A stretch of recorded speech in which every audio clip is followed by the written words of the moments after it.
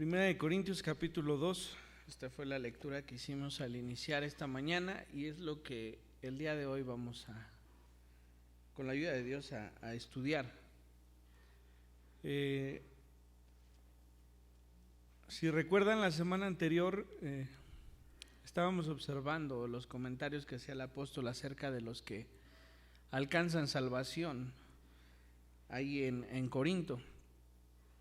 Y habla de ellos y dice pues que el conocimiento de la salvación se ha negado a los que son sabios según el mundo, ¿no? Y dice que fue revelado a los que no son según el conocimiento del mundo. Es decir, el mundo dice que estos son sabios, pues a estos que dice el mundo que son sabios, no les es dado el reconocer la salvación en el Señor Jesucristo. Y de aquellos que el mundo dice estos no lo son los que han alcanzado el conocimiento del Señor, porque Dios en su misericordia y en su gracia lo ha permitido. Así que esa es la conclusión del primer capítulo. Iniciando el segundo capítulo, el apóstol empieza por reconocer que su predicación tampoco es según los sabios. Dice: así que, hermanos, cuando fui a vosotros para anunciaros el testimonio de Dios, no fui con excelencia de palabras o de sabiduría. Bueno, no estoy tan avanzado en años, tengo 38, ya casi 39, y me cuesta mucho cambiar alguna idea que yo tenga en mi pensamiento. Pero en el trabajo, por ejemplo, hay muchos maestros que tienen 20 o 25 años más que yo de trabajo. Y difícilmente les gano una, no porque tenga o no tenga razón yo, muchas veces seguramente no la tengo, en algunas otras ocasiones la tengo, pero su pensamiento es muy cerrado. El mismo Señor Jesús, cuando habla del odre viejo, dice que nadie pone un vino nuevo en un odre viejo, se cae, ¿no? No lo retiene. Y eso es refiriéndose al pensamiento. Es decir, el Señor Jesucristo venía con una palabra que, sin ser contraria a lo que los otros conocían, se abandonaba en el sacrificio propio para hallar salvación. Y ese era un pensamiento que el Señor no podía dar a los viejos, a los que llevaban años conociendo algo, porque no lo iban a retener. Y por eso dice: nadie pone un vino nuevo, es decir, nadie pone una enseñanza nueva en alguien que ya tiene un pensamiento avanzado. ¿Por qué? Pues porque difícilmente hará a un lado todo lo que por toda su vida ha aprendido como para reconocer algo nuevo.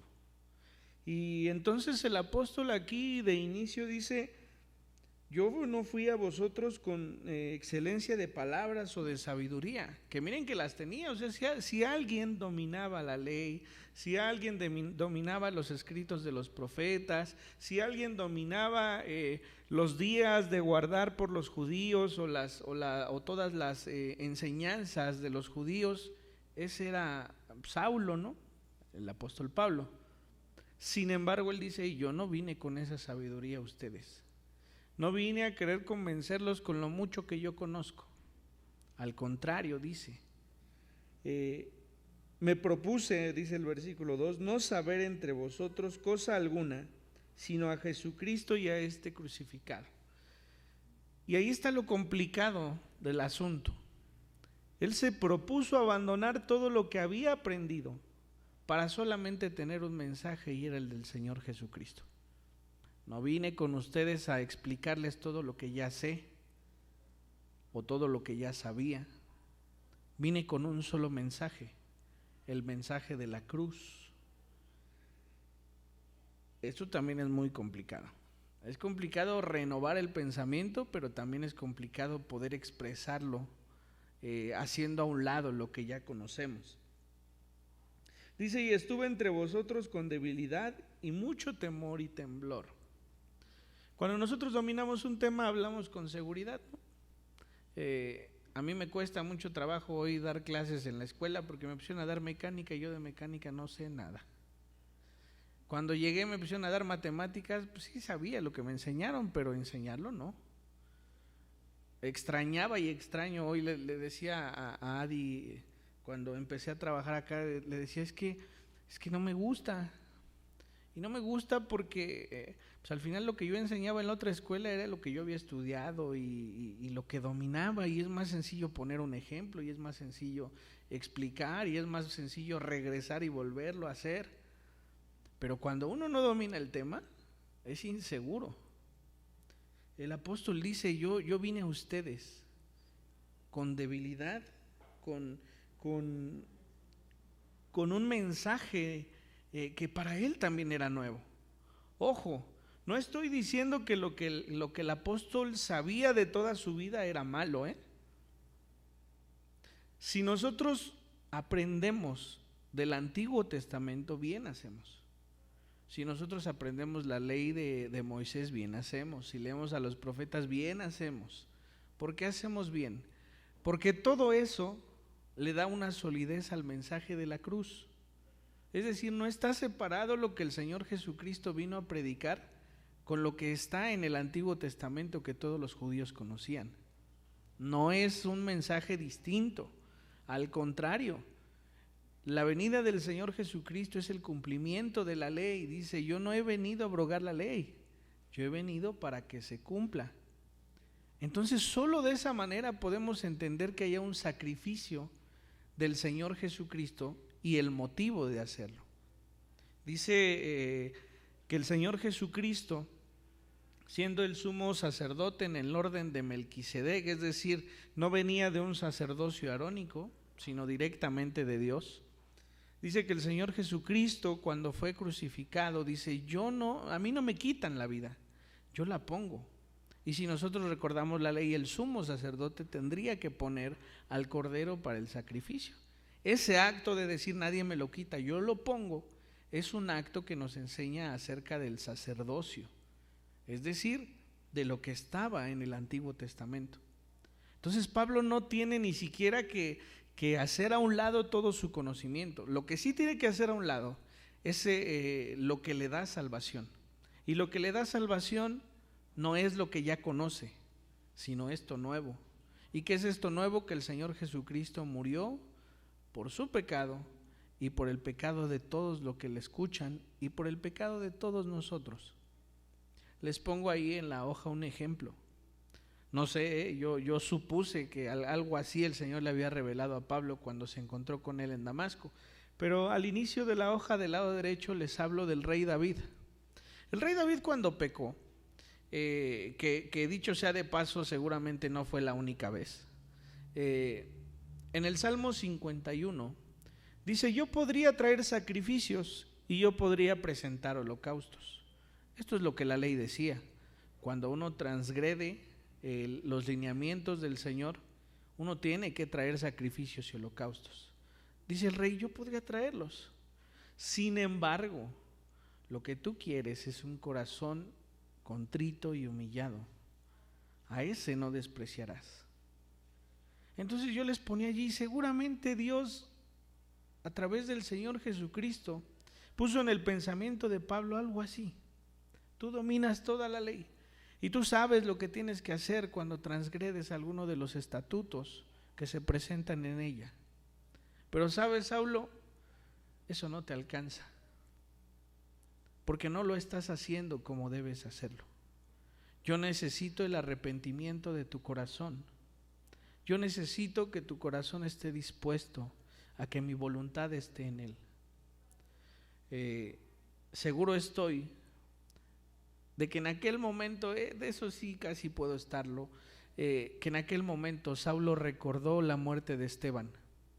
Tan es así que cada que Pablo, siendo ya Pablo, cada que podía dar testimonio frente a los grandes, venía y contaba eso. Yo estuve cuando apedrearon a Esteban y yo afirmé en su muerte y yo aprobé que así fuese. Eso es algo que marca. Cuando nosotros damos nuestro testimonio, damos el testimonio de lo que cambió por completo nuestra vida, ¿no? Ayer tuvimos la oportunidad de platicar con un hermano de Tonanitla, de los primeros que se convirtieron de aquel lugar. Y nos decía, yo tengo un aprecio muy fuerte por su padre. Decía, yo tomaba mucho, algún día yo venía llegando a la escuela donde trabajábamos y él venía subiendo las escaleras y me dijo, tú vienes mal. Y dice, y sí, iba mal físicamente porque había tomado mucho una noche antes. Y le dijo, sí. Y dice que mi papá le dijo, ¿quieres dejar de tomar? Y le dijo, he hecho de todo, he ido, dice, a la villa, he jurado, dice, pero cuando regreso pues le pido permiso y vuelvo a tomar. Y empezó a decirle eso, ¿no? Y le dijo mi papá, pues vamos a orar. Dice, así que pues fuimos, dice, y eso me quedó muy clarito, dice, y me hizo repetir todo lo que él dijo.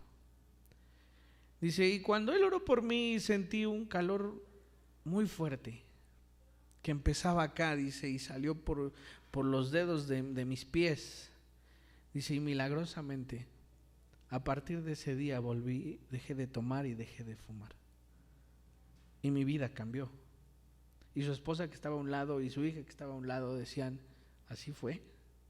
A lo mejor ellos no estuvieron cuando oró por él, pero vivían con él y encontraron un cambio tremendo en su vida.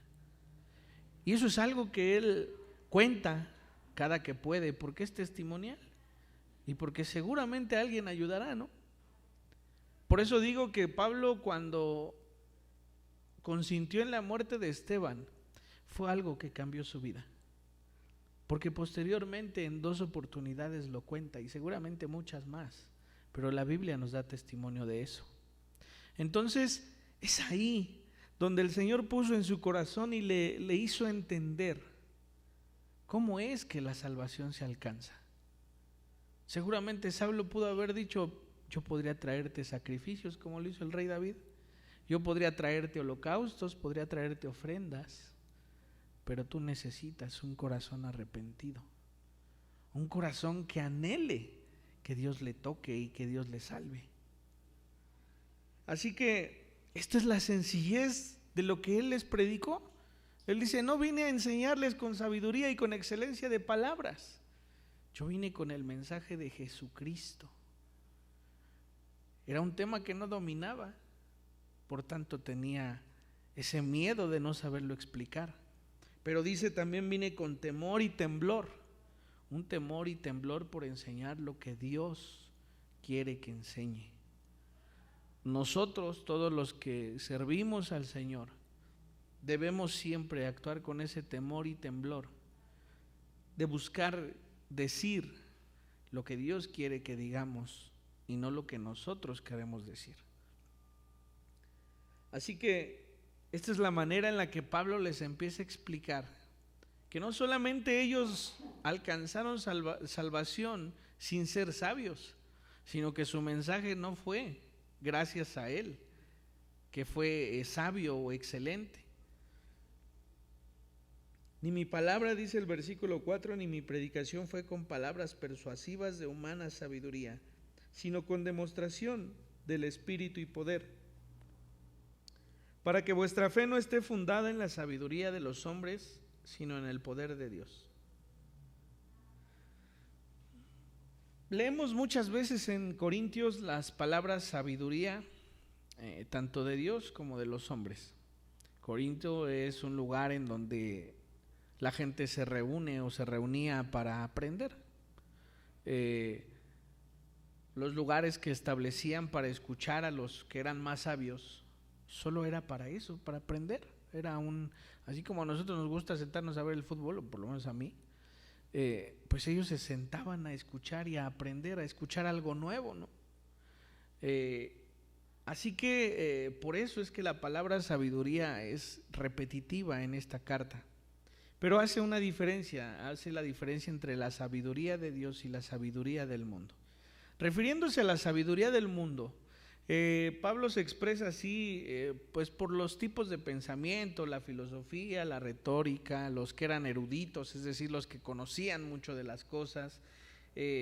Inclusive habla de los príncipes, de los principales de las tierras, ¿no? Los que se sentían poderosos.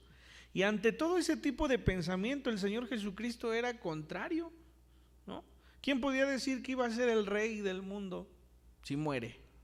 O si viene en pobreza, o si viene y no tiene riqueza que pueda atraer a los demás. Si a nosotros nos dijeran que se va a levantar un principal entre nosotros, entre nuestro país, que nos va a hacer salir de la pobreza y de la destrucción de nuestro corazón, y que seremos poderosos en la tierra, y el primero que venga pues muere, pues no era, ¿no? Es decir, esa es la sabiduría humana, de acuerdo a las filosofías, de acuerdo a lo que está escrito, de acuerdo a lo que este mundo cree que es poder. No hay un poderoso en la tierra. El presidente del país que me digan no puede ser el poderoso de Dios. Es un poderoso según lo que la gente cree, y seguramente podrá hacer muchas cosas, pero hay cosas que solo están en Dios. Entonces esa sabiduría es de la que el apóstol habla como la sabiduría del mundo, pero habla de una sabiduría que viene de Dios.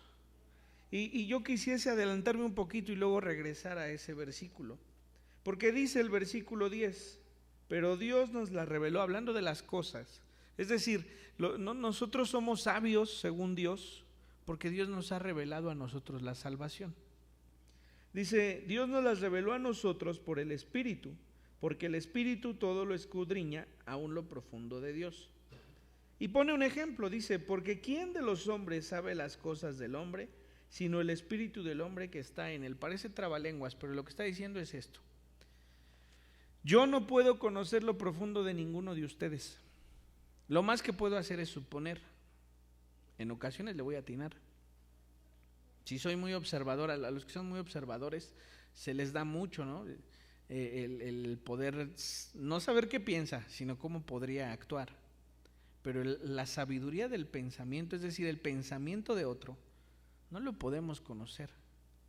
Dice, solamente el espíritu que está dentro de él, es decir, solamente yo me conozco, solamente yo sé lo que pienso, solamente yo sé lo que siento. Decían papá en algún ejemplo, nadie se duele como los demás. No podemos llegar y decir, es que yo sé lo que es perder un hijo, también lo perdí y entonces comprendo tu dolor. No es cierto, porque el dolor es distinto, los pensamientos son diferentes. Solamente la propia persona sabe qué es lo que está sintiendo y pensando. Eso es lo que está diciendo. Pero dice más, dice, así tampoco, el versículo 11 al final dice, así tampoco nadie conoció las cosas de Dios, sino el Espíritu de Dios. Aquí nos está haciendo una revelación, nos está revelando que el Espíritu Santo también es Dios. O sea, si yo les estoy diciendo que solamente nuestro propio espíritu conoce lo que hay dentro de nosotros, el Espíritu de Dios, que también es Dios, conoce las riquezas del pensamiento de Dios. ¿Sí? Esto termina también con esa teoría de muchos que al Espíritu Santo no lo consideran Dios, sino como una fuerza diferente, como, no sé.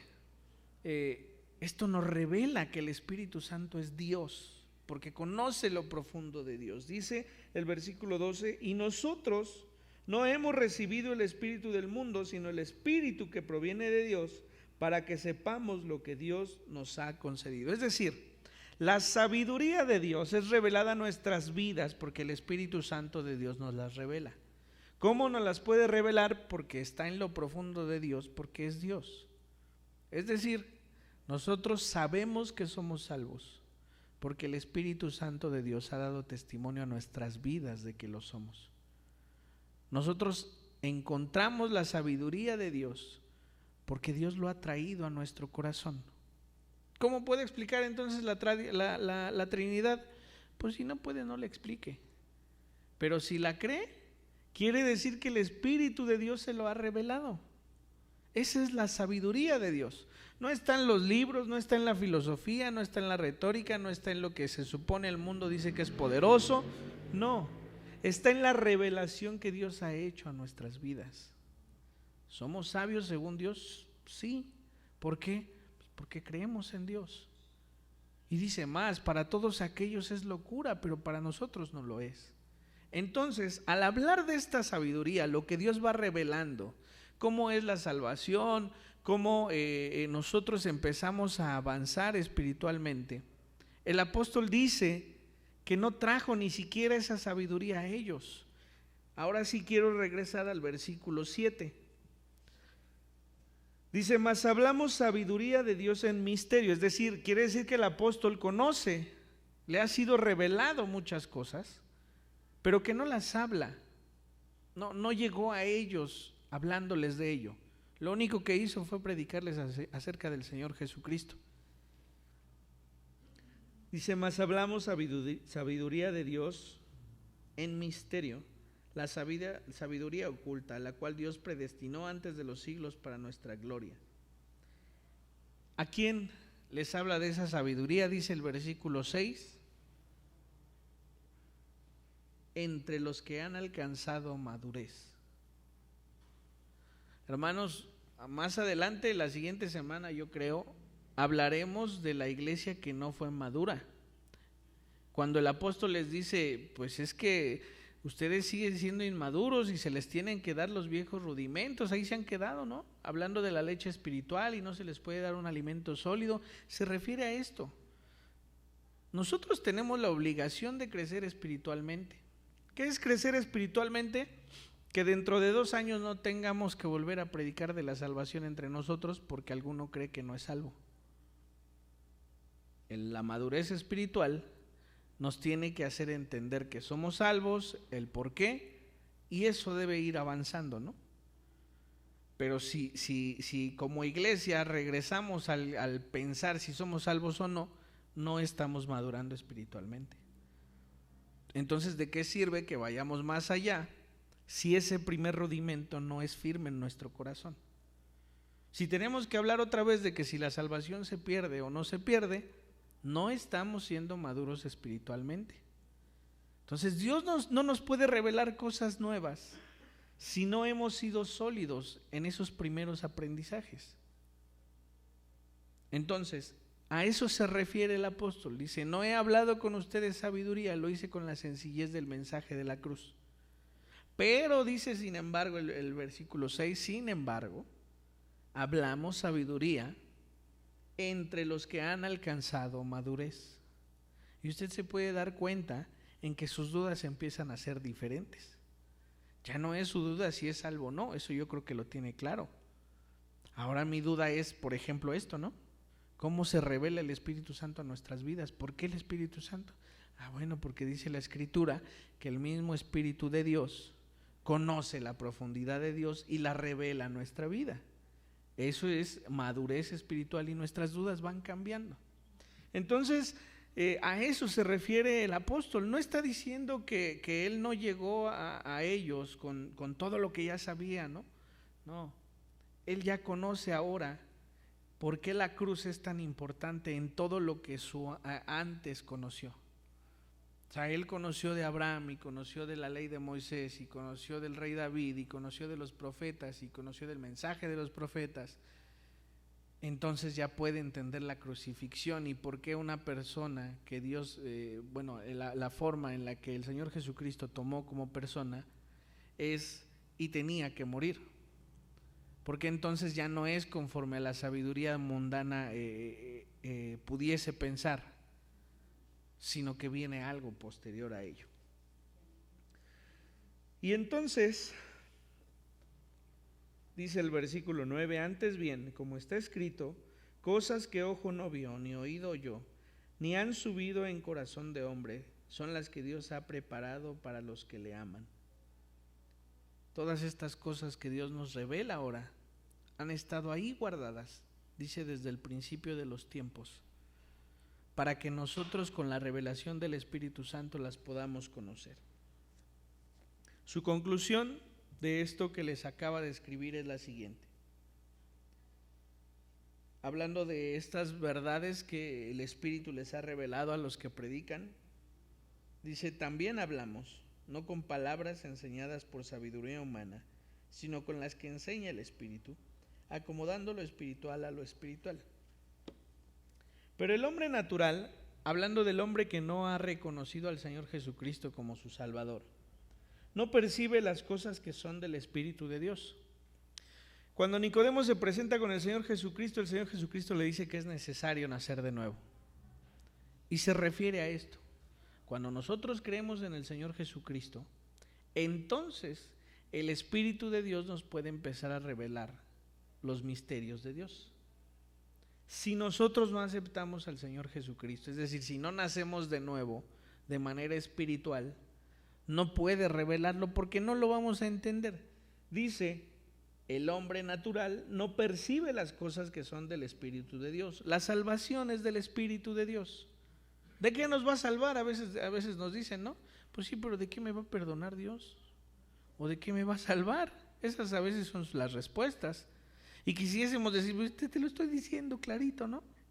No, no es así de clarito ni de fácil de entender. Porque nosotros lo hemos entendido, porque Dios nos lo ha mostrado. Esa es la diferencia. Porque para Él son locura, es decir, es que estás loco. Hay por ahí, tengo un conocido que pues celebra la Navidad, pero dice que es ateo.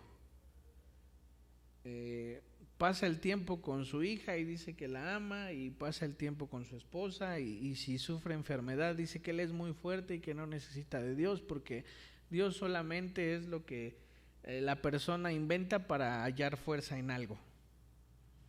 No lo sé, pero si yo me pongo a explicarle no me va a entender, entonces mejor no le explico. Algún día Dios se lo habrá de revelar, y si lo revela y no lo cree, pues se va a perder. Pero es así, porque les parece una locura. En cambio, dice el versículo 15, el espiritual, es decir, los que hemos creído en el Señor Jesucristo, juzga todas las cosas, pero Él no es juzgado de nadie, porque ¿quién conoció la mente del Señor? ¿Quién le instruirá? Mas nosotros tenemos la mente de Cristo. Comprendamos este versículo como algo que no quiere decir que no seremos juzgados, o que no somos juzgados, o que nadie nos puede juzgar por nuestras acciones. No está hablando de eso, está hablando del pensamiento. Dice, en cambio el espiritual juzga todas las cosas, pero Él no es juzgado de nadie. El que juzga nuestro pensamiento, nuestro creer en el Señor Jesucristo, al que está juzgando es al propio Dios. Porque Dios nos lo reveló a nosotros, es decir, lo puso en nuestro corazón y en nuestra mente. Por eso dice, nadie de los espirituales puede ser juzgado. Y termina el versículo 16 diciendo, mas nosotros tenemos la mente de Cristo. ¿Por qué tenemos la mente de Cristo? Porque Dios nos la ha puesto en nuestro corazón y en nuestra mente ese pensamiento. Es así de simple. Si alguien se atreve a juzgarnos, pues no nos juzga a nosotros, no juzga lo que nosotros decimos o pensamos. Está juzgando directamente a lo que Dios es y nos ha revelado. Esto es lo que el apóstol está diciendo en el principio de esta carta. De tal manera, hermanos, que deberíamos ser muy agradecidos de que Dios se haya revelado a nuestra vida. Recuerde en los principios en los que alguno le haya predicado. Y recuerde si desde un principio volteó a ver a Dios. En algunos sí es así, pero en algunos no es. En algunos batallamos un poco más o batallan un poco más, ¿no?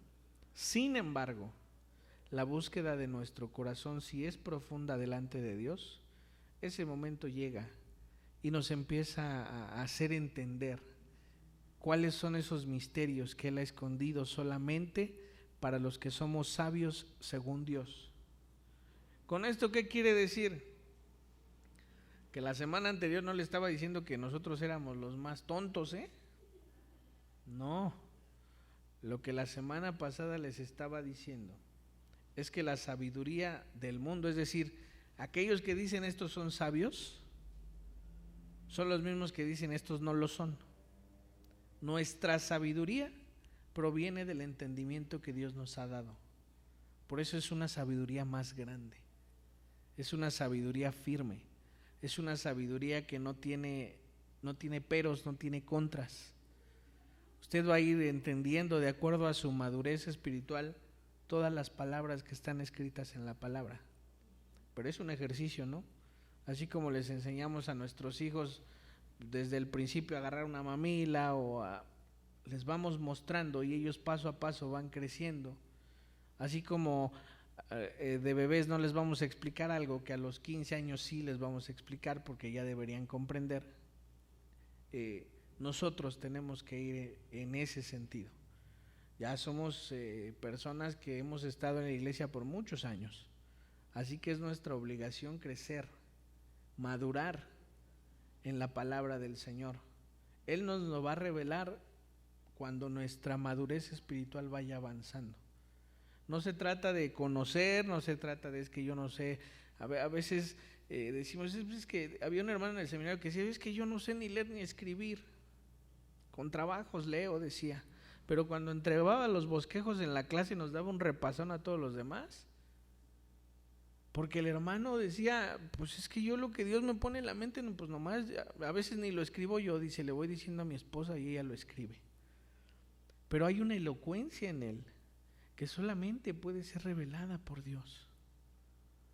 Es así. No nos basemos en lo que la sabiduría en esta tierra nos dice, ¿no? Los que ya estudiaron una carrera, o los que tienen maestría, o los que tienen doctorado, no siempre son los que más saben, ¿eh? Sin embargo, sí debemos dedicarnos a buscar del Señor, eso es un hecho, y debemos hacerlo en la profundidad de nuestro corazón. ¿Tenemos dudas? Pidámosle a Dios que nos responda, pero también busquemos que Él lo haga. Leamos su palabra, oremos al Señor, y Él nos lo va a revelar como nos ha revelado la salvación que hoy tan firmemente confiamos tener. Así que, pues esto es lo que el segundo capítulo de esta primera carta nos dice. Con la ayuda del Señor seguiremos la siguiente semana y vamos a ver cómo se va ligando con todo esto que se va formando en nuestra mente. Vamos a ver. Señor, te damos gracias. La sabiduría de tu pensamiento nos ha sido revelada por la obra del Espíritu Santo. Revelar es quitar el velo, es decir, la podemos observar y comprender. Porque en tu misericordia tú nos has dado la posibilidad de hacerlo. Hoy somos salvos no por nuestra propia sabiduría, sino porque tú sembraste en nuestro corazón el motivo de la salvación dada por el Señor Jesucristo. El apóstol conocía de todo lo que hablaba. Sin embargo, la revelación más firme y más grande se la hizo nuestro Señor Jesucristo en su encuentro en el camino a Damasco. Te damos gracias porque así fue y porque gracias a ello hoy podemos estudiar y comprender los misterios, Señor, que hay en la vida. Te damos gracias y te pedimos, Señor, que tú sigas poniendo en nuestro corazón el anhelo de conocerte cada día más. Te damos gracias por todo esto y bendecimos tu santo nombre. Amén.